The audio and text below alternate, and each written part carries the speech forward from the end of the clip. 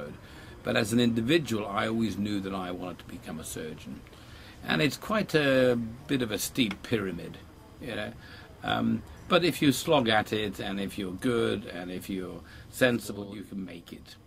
I've been a consultant now nearly 17 years, and I'm just going to run through what I would do on a day-to-day basis. What I do may be totally different from somebody else doing in a different part of the country and a different specialty. But as a general surgeon, essentially, we all start relatively early, I think it's fair to say, and do ward rounds, see our patients, make sure everything is running smoothly with our teams. Then your day may well be variable in terms of whether you go and do a clinic, or you go to the operating room, or you do some telescope examinations, which is what I do.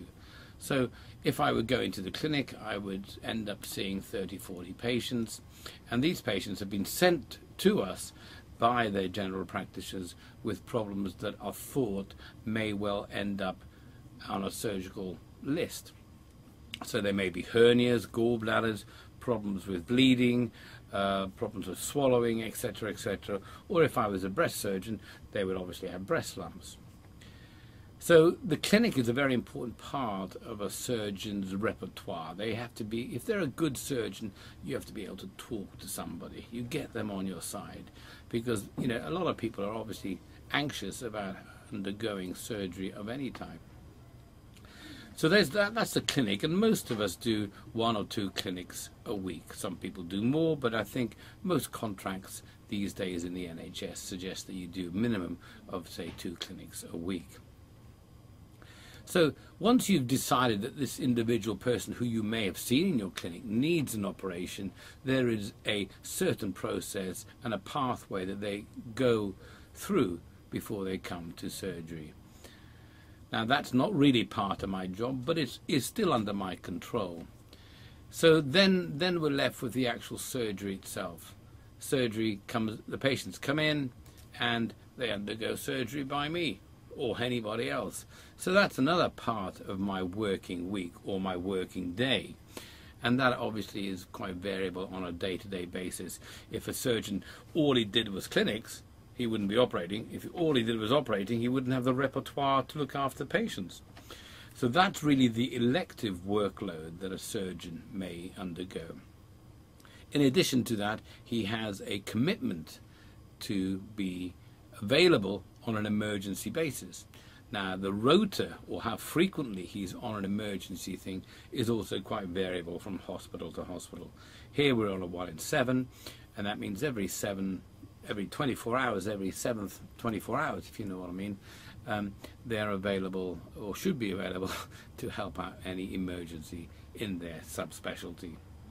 So that's essentially the working week, and obviously the day varies on a day-to-day basis. Today, what we've done, you and I, as you know, we've done a ward round this morning at about 6:45, and then after that we went and saw all the patients preoperatively to answer their questions and consent them, and now we've been in theatre for you and I the last 4 or 5 hours so far, and we've got a few more to round off the end of the day. As 5 or 6 o'clock approaches, then there will be a tidying up ward round, making sure everything is happy, all the patients are comfortable after their operations, allowing those home who should have been done as day cases, and then at the end of my working day. If I was on call, I would do 24 hours non-stop. I was on call last weekend. Well, I was on call from 8 o'clock, 9 o'clock on the Friday morning until the following Monday. So that's 72 hours on call. But you're not actually physically working for 72 hours, but you have to be available. Yeah, I mean, you know, people listening to me speak, if they haven't been under the knife, as they say, think everything is very simple. It can be very, very simple, and we are trained very well in this country. But surgery is invasive, so if something goes wrong, it is not necessarily the patient's fault, nor the anaesthetist, nor the surgeons. If people want this big lump removed, things can go wrong, and patients must realize that when the word "it went wrong," that's not necessarily so. You know, this is big stuff, cutting out bits and pieces. And I'm so glad that the human body is, what's the right word, pretty resilient. But if you try to tackle something that maybe shouldn't be tackled, that's when things can go wrong. Well, it's a very good question. I think the amount of confrontation that we get from our patients and their relatives varies on how much information is already imparted to them preoperatively. Some patients and relatives are very angry that they've got a problem.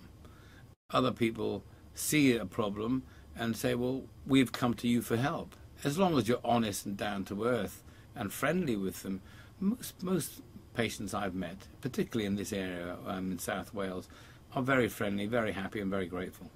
It has its ups and downs. None of us like operating at 2 or 3 in the morning when we're getting out of bed for an emergency, but that comes part and parcel with the job. But I'm fortunate that I still enjoy my job, but I personally love it, and I don't know many surgeons who don't enjoy their job. They may not enjoy the baggage that comes with it, politics, the paperwork and everything else, but most surgeons actually are very lucky that they're paid to do a job which they want to do.